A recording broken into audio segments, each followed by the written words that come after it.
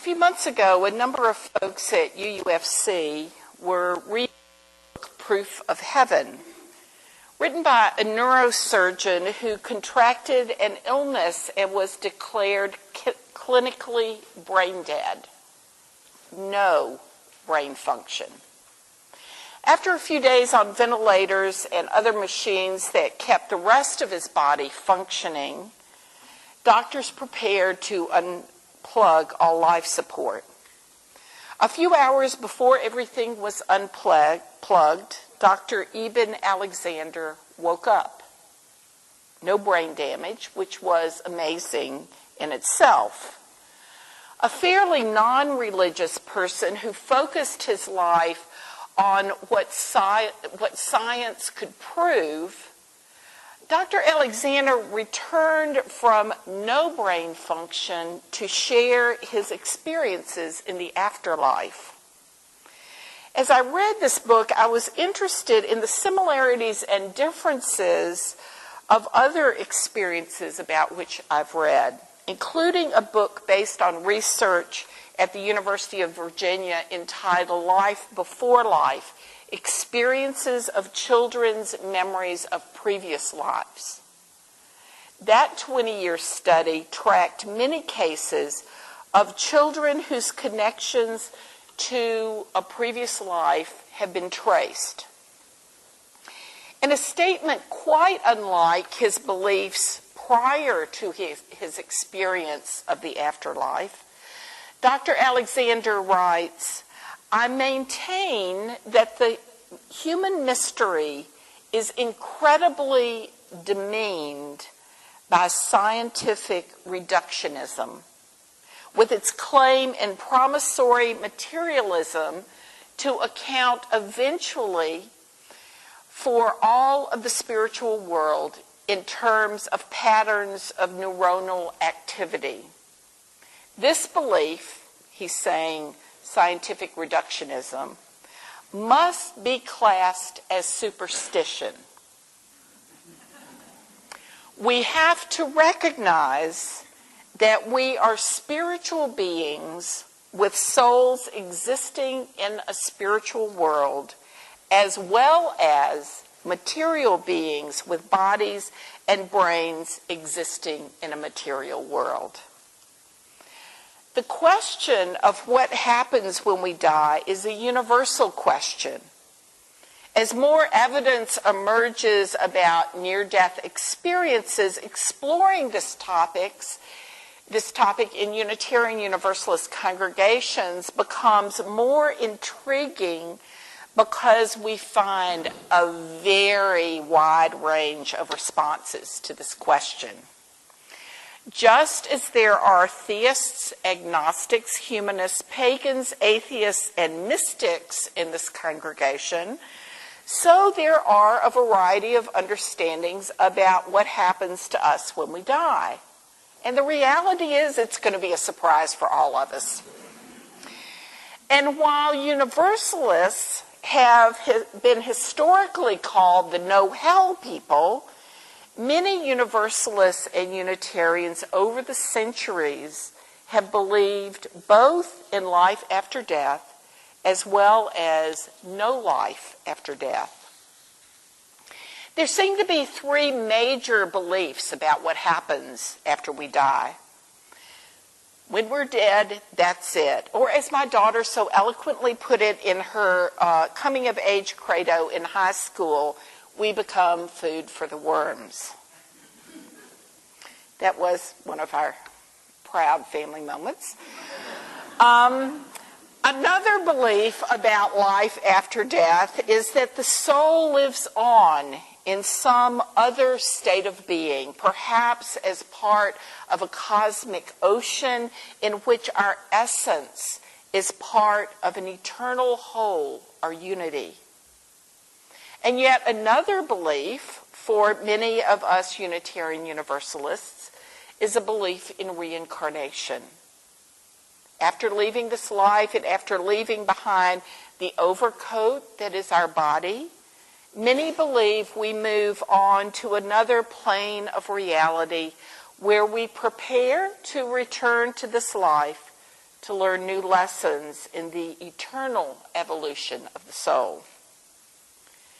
Each answer to the question of, is there life after life, offers a context from which people actually live their lives, and our answer offers us a framework out of which we approach both our death and our life. How we answer this question is shaped by our life experiences.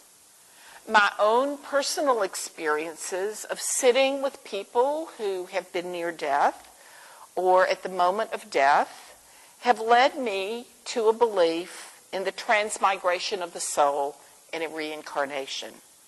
It's not a belief that I expect others to hold, but one that I have come to as I have seen moments of liberation as people moved from one plane of reality to another.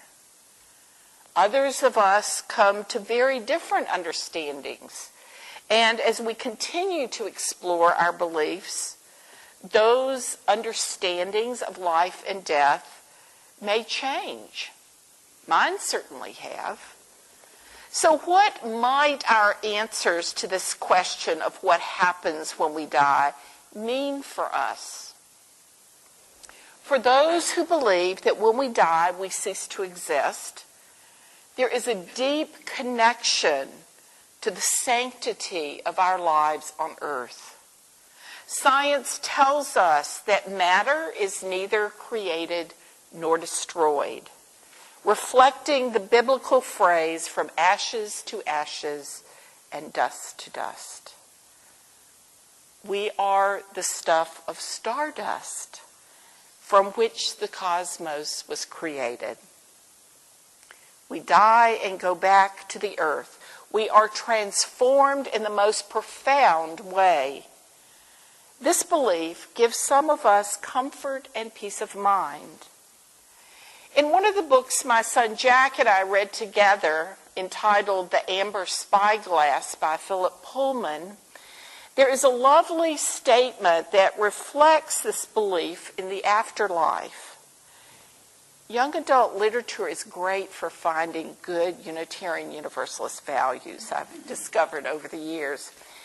In the book, the children, the main characters, search for their friend who died unjustly, who now is in the realm of heaven, which in the book turns out to be a really boring place. The children eventually help the souls relegated to this afterlife to find their way out onto earth again, where they return to the cosmos, liberated from static reality.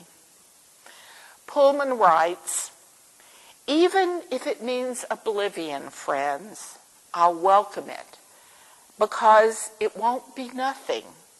We'll be alive again in 1,000 blades of grass and 1,000,000 leaves. We'll be falling in the raindrops and blowing in the fresh breeze. We'll be glittering in the dew under the stars and the moon out there in the physical world, which is our true home and always was." The second answer to our question of whether there is life after life is a belief that the soul continues to exist after this life. I think we can all agree that we don't believe that there is any literal pearly gates in some physical heaven. While not believing that in St. Peter at the gates, many Unitarian Universalists do believe that in some form our souls continue to exist on another plane of reality. There are differing beliefs about whether we merge into some great cosmic ocean of souls or exist on some mystical plane. For years, I struggled personally with the concept of nirvana, because I just couldn't comprehend nothingness. Because I kept thinking that really what we might be merging into is everythingness.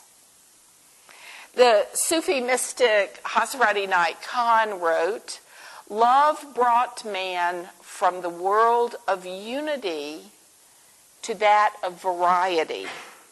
And the same force can take humans back again to the world of unity from the world of variety." This is another interpretation that matter is neither created nor destroyed. For UUs, this concept of the afterlife differs from those who conceive of the afterlife as divided between us and them. I remember a few years ago, I read an article in an Alabama paper in which a preacher had figured out the percentage of folks in the state of Alabama from each faith tradition who were going to heaven. I never was able to find out whether this was a double-blind study or not. The Baptists did really well. The Methodists and the Presbyterians, not nearly so well. And none of us UUs got into that heaven. Historically, as I said before, the Universalists were the no-hell people, and gosh darn, we'll just let anybody in. Other of us UUs believe in reincarnation. Like those of many faith traditions, it is believed that the soul lives through many lifetimes, and that when we manifest in this life, we return to learn lessons not finished in our previous existence. As scientists learn more about planes of reality, there are a lot of people who believe in reincarnation who believe that all of the lives happen simultaneously. So there's this simultaneity of multiple lives on different planes happening at the same time. So there are varieties of understanding what reincarnation is, and they address what happens between lives. A belief in reincarnation is, I think, another aspect of our belief in evolution, in which the evolution of the soul continues to grow and change from life to life. In recent years, therapists have worked with people to regress them to realities prior than this life, believing that some trauma emerges not from this lifetime but from previous lives, and that's a whole, lifetime of study right there. There's so much more to the energetic reality in which we exist than we can ever comprehend. So that the formulation of energy from one incarnation to another is a viable belief for many people from different backgrounds, beliefs, and faith traditions. So as I thought about these three options, I began to realize that in reality, each of these beliefs actually has a belief in an afterlife. However, there are radical differences in the shape and form of that afterlife. Whether we believe that our molecules have been reforming since the cosmos began, or our existence joins with other souls, or our soul is reincarnated, we consider the stuff of us is transmuted in some way. Yet I believe that what is most important for us to explore about what happens after we die is really how our beliefs shape our living in the here and now. Have we done our inner work to prepare ourselves as we approach the end of this physical life? Have we done a life review so that we can pass out of this life without regret. This can help us be at peace rather than to be afraid of death. Many people come to this moment of passing out of this life grateful for the moment to discover finally what's going to happen next. Our answers as Unitarian Universalists to the question of the afterlife does not, however, keep us from living fully in the here and now. However, there are beliefs of many people in the world who are encouraged by their beliefs to a reluctance to fully engage in life, or they justify unkind or cruel actions because they believe that what is most important is not our life here, but some future life. Our historic commitment as Unitarian Universalists to create a better world here and now pushes us to engage fully in this world and this life with all its wonder and urgent need.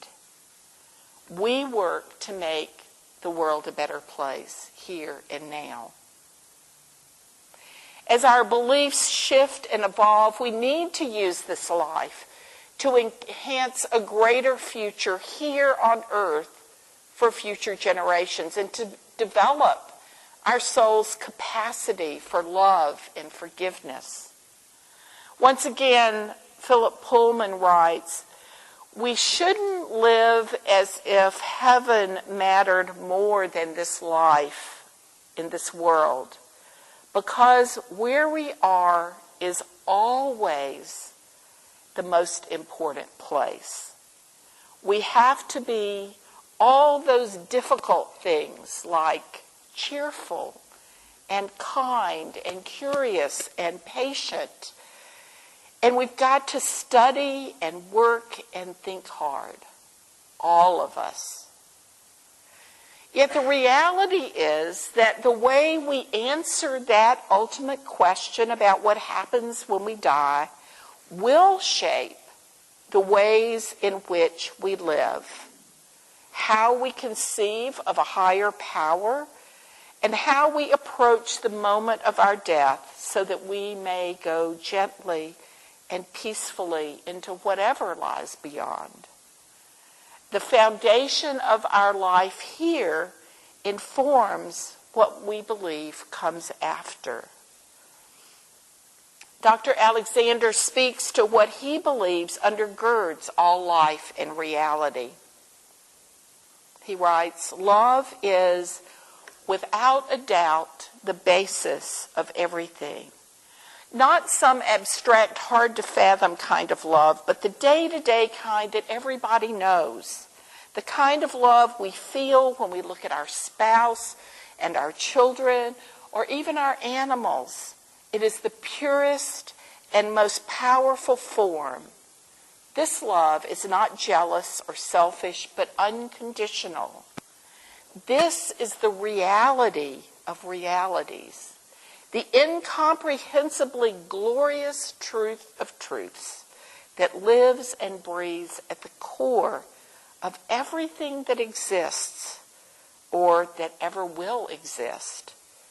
And no remotely accurate understanding of who and what we are can be achieved by anyone who does not know it and embody it in all their actions. So let us live here and now with integrity, understanding that the world is more than we can ever comprehend, and trusting that in the final reckoning, all will be well. So let us go forward with courage and hope to where free spirit